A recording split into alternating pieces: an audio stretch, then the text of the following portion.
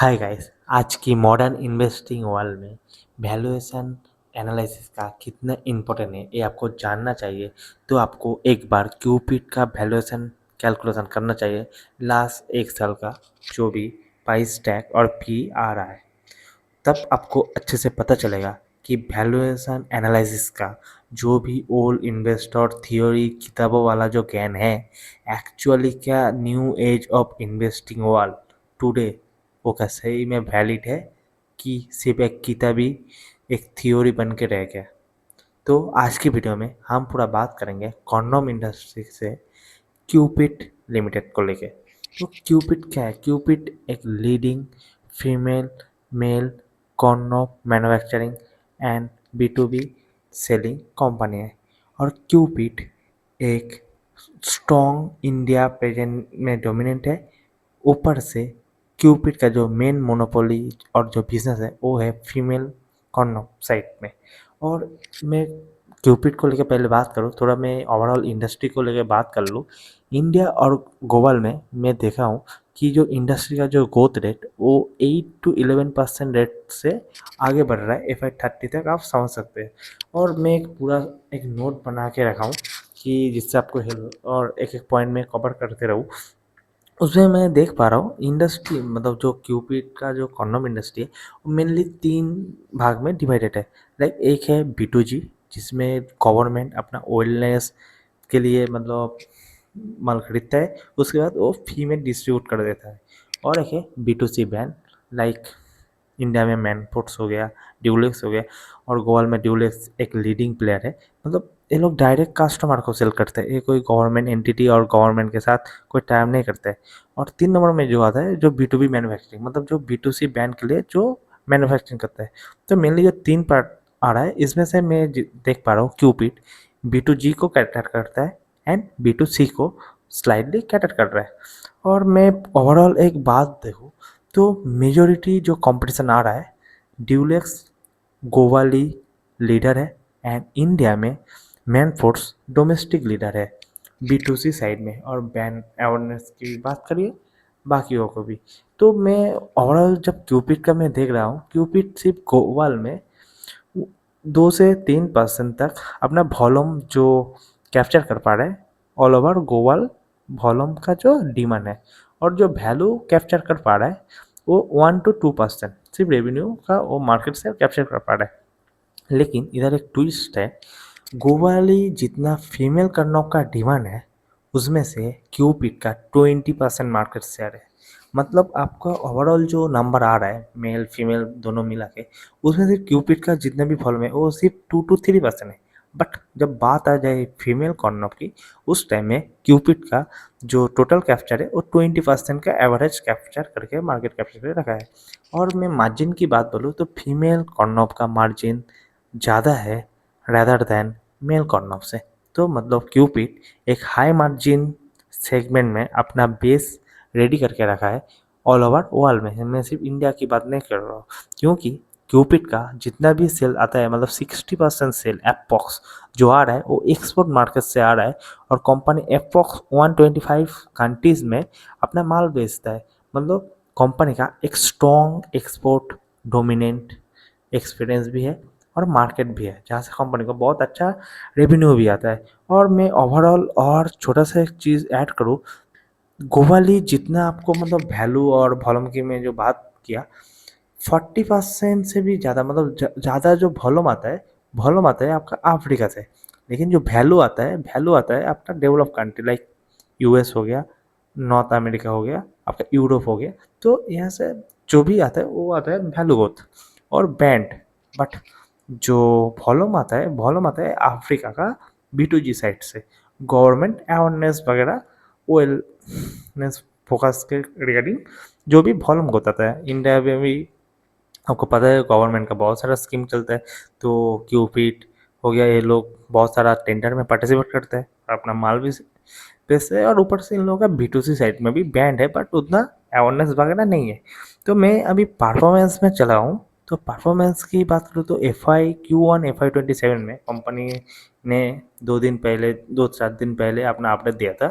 तो जिसमें Q1 FY27 में 150 से ज़्यादा सीआर का रेवेन्यू किया है, जिसका जो ईयर ऑन ईयर जो ग्रोथ आ रहा है वो 130+% ग्रोथ आ रहा है। और ऊपर से जो FY27 का होल ईयर में कंपनी का जो प्रीवियस गाइडेंस दिया था कि 600 से ज़्यादा 600+ ईयर रेवेन्यू करेगा, लेकिन अभी Q1 का पीपीटी में ही वो प्रेस रिलीज में दे दिया कि 660 सीआर, मतलब फिर से कंपनी Q1 में अपना रेवेन्यू गाइडेंस अपडेट किया है। और कंपनी का जो पैट मार्जिन का जो गाइडेंस दिया था वो था 30%+। और कंपनी लास्ट Q4 का जो पीपीटी में मतलब रिपोर्ट दिया था कि 180 सीआर का पैट करेगा, बट जब भी वो रेवेन्यू गाइडेंस अपडेट किया उसके साथ साथ उसका पैट गाइडेंस भी अपडेट हो गया। और अभी का जो नंबर आ रहा है वो 198, मतलब आप पकड़ के चलिए कि कंपनी ने जो गाइडेड ही दे रहा है 30% भी हम पकड़ के चले, क्योंकि लास्ट FY26 में भी 30% से ही ज़्यादा कुछ हुआ था, तो हम 30% ही पकड़ के, तब भी 200 सीआर का रेवेन्यू FY27 में फिक्स है, मतलब इससे ऊपर ही अभी एक्सपेक्टेशन आप कर सकते हो, 200 नंबर से नीचे नहीं। और ओवरऑल में बात मतलब कुछ करूँ, जैसे FY26 में 95% रेवेन्यू ग्रोथ हुआ था, और एक्सपोर्ट से मैं पहले ही बोला कि 60% पूरा रेवेन्यू आ रहा है। और उस पीपीटी में कंपनी के 3 ईयर होल प्लानिंग आया था, जिसमें FY28 में कंपनी का जो सेल्स होने का जो टारगेट किया जा रहा है वो है 875 सीआर, और जो पैट टारगेट किया जा रहा है वो है 275। FY29 में टारगेट किया जा रहा है 1150 सीआर, और जो पैट टारगेट किया जा रहा है वो है 390 सीआर। तो मतलब एक ओवरऑल आप एक बुलिश एक अफर्ट ट्रेड आप देख पा रहे हो। लेकिन मैं इधर और एक चीज़ ऐड करूँगा कि कंपनी का ये भी जो नंबर मैं बोला अभी, ये भी अपडेट होने का चांसेस बहुत ज़्यादा है। मतलब आपका ये जो नंबर है आप सिर्फ ऐसे नॉर्मली कंजर्वेटिव पकड़ सकते हो, क्योंकि ये अपडेट होने का जो साल आएगा। आप मतलब कोई कंपनी में बहुत ही कम कंपनी को देखा हो जो Q1 में अपना गाइडेंस अपडेट कर रहा है, रेवेन्यू गाइडेंस, क्योंकि अभी तो बाकी 3-4 क्वार्टर बाकी है। लेकिन बहुत ही ज़्यादा बुलिश है, इंडस्ट्री बहुत ही स्पीड से गो कर रहा है। और ऊपर से कंपनी का जो एक्चुअल जो ग्लोबल में जो मार्केट शेयर बोल रहा हूँ वो बहुत ही नेग्लिजिबल है।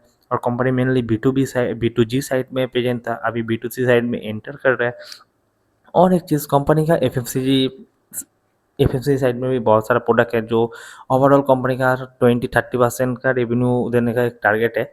तो इसीलिए कंपनी स्टाइल बायर के साथ अपना टाई अप किया, उसका इक्विटी खरीदा, और उसके साथ मतलब FMC डिस्ट्रीब्यूशन चैनल को इंक्रीज कर रहा है। और FY27 में जो टारगेट है स्टाइल बायर से 150 सीआर का रेवेन्यू लेके आने का, एंड FY29 में अप्रॉक्स 500 सीआर का रेवेन्यू मतलब स्टाइल बायर का चैनल से वो एक्सपेक्ट कर रहा है। और ओवरऑल मैं बात करूँ इंडियन साइड में बिजनेस का, मैं direct listed company corner related एक क्यूपिड को देखा, एक आनंदिता मेडिकेयर बोल के है, बट आनंदिता का ग्रोथ रेट FY26 में बहुत ही कम था, बहुत ही कम, मतलब एज कम्पेयर ये 95 किया, वो शायद 80 से थोड़ा नीचे किया। तो क्यूपिड लीडर था FY26 के हिसाब से, अभी गाइडेंस के हिसाब से वो भी 80% से ज़्यादा स्पीड से गो कर रहा है। तो मतलब एक good pace of growth rate maintain कर रहा है कंपनी। आनंदिता का भी ग्रोथ गाइडेंस बहुत ही अच्छा है, अभी उसका एग्जीक्यूशन दिखाना बाकी है। जब तक एग्जीक्यूशन ना दिखे तब तक उतना ज़्यादा अट्रैक्टिव नहीं लगता है, बट एक बार एग्जीक्यूशन दिखा दे तो उसके बाद कोई रोकने के लिए कोई नहीं होता। तो एक ही सिंपल सा बात बोलूँगा, क्यूपिड का जो भी वैल्यू इन्वेस्टर है वो सभी के लिए एक शौक है। और वो सब ये जितना भी कंपनी है सभी को इग्नोर करता है। और सभी जो क्यूपिड है वो 5% गिरेगा, जितना भी आपका वैल्यू इन्वेस्टर है सभी ऑनलाइन में आ जाएगा और वैल्यूएशन का कैन फैलने लगेगा कि वैल्यूएशन की वजह से स्टॉक गिर गया। अरे तेरा वैल्यूएशन की वजह से स्टॉक गिरता तो स्टॉक 40 का पी से भी 35 आता, अभी 200-250 का पी है, इससे अब 200 का भी पी आएगा। तो एक वीडियो बना दे रहा है कि वैल्यूएशन के लिए गिर रहा था, जब 100 से 200 तक गया तो तू क्या कर रहा था, तू कहाँ था भाई। तो ये जो इन्वेस्टर का जो ज्ञान फैलने वाला जो इन्वेस्टर है और जो इन्फ्लुएंसर है वो सबसे दूरी बनाओ। खुद की भला चाहते हो तो मार्केट में डायरेक्ट कंपनी को पढ़ो, एनालिसिस करो, कंपनी के अंदर देखो बुलिशनेस है कि नहीं है, कंपनी के अंदर टेलविंड का कुछ आपको मतलब नोटिस किया कर रहे हो कि नहीं कर रहे हो, सभी गो कर कर रहा है कि नहीं। एक इंडस्ट्री के अंदर जब सभी गो करते हैं तो उसी टाइम में आपको पता चल जाना चाहिए कि इंडस्ट्री स्ट्रॉन्ग टेलविंड के अंदर घुस गया है। ये सिंपली आपको पता हो जाना चाहिए। और एक छोटा सा मैं टिप्स दूंगा। वैल्यूएशन बोल के मार्केट में कुछ नहीं होता है, बट इस वैल्यूएशन में आपको एंट्री करना है तो आप सोचिए, नहीं एंट्री करना है आप वॉच करिए। लेकिन मैं कोई बाय सेल रिकमेंडेशन नहीं दे रहा, मैं सिर्फ आपको एक वैल्यूएशन पर्सन एक सिर्फ नॉलेज ही शेयर कर रहा हूँ कि कोई भी कंपनी को आपको हर चीज़ से बुलिश लगे और बिजनेस बहुत बढ़िया लगे तो आप उसको पकड़ के चलिए, क्योंकि पी डज नॉट मैटर और पी अर्निंग से कैचअप हो जाता है आगे जाते हुए। और जब कंपनी Q1 में अपना ग्रोथ गाइडेंस, अपना रेवेन्यू गाइडेंस अपडेट कर रहा है, मार्जिन भी अपवर्ड में बोल रहा है, मतलब मार्जिन एक्सपेंशन, ऑपरेटिंग लेवरेज, और क्या लगेगा, मतलब एक कंपनी में इतना सारा बहुत अच्छा चीज़ है। रिस्क क्या है? रिस्क है एग्जीक्यूशन। ये सब कंपनी का मेन जो रिस्क होता है, रिस्क से एग्जीक्यूशन। एग्जीक्यूशन कर नहीं पाया, कुछ मशीनरी फॉल्ट वगैरह और ग्लोबल रिसेशन वगैरह, लेकिन आप उसके एजम्पशन में आप कुछ बेड ही नहीं लोगे और हाई पी तो लो पी लगे, तुम कौन सा पैसा बना रहे हो? वो तो कुछ बोलते हो कि एक कंपनी में लिया, कंपनी में बिजनेस का ग्रोथ वगैरह कुछ नहीं है, बट पी कम है और पी बढ़ गया, मैं पैसा कमाया। ऐसा तो कभी होता नहीं है ना। तो आपको पी को इग्नोर, मतलब उसको चेकलिस्ट के अंदर मत रखो, साइड पे रखो, पूरा बिजनेस एनालिसिस करो, एंट्री करो, मतलब होल्ड करो एंड प्रॉफिट करो। बस आज की वीडियो में मैं इतना तक रखता हूँ। नेक्स्ट वीडियो में मैं कोई दूसरा टॉपिक लेके बात करूँगा। जय हिंद।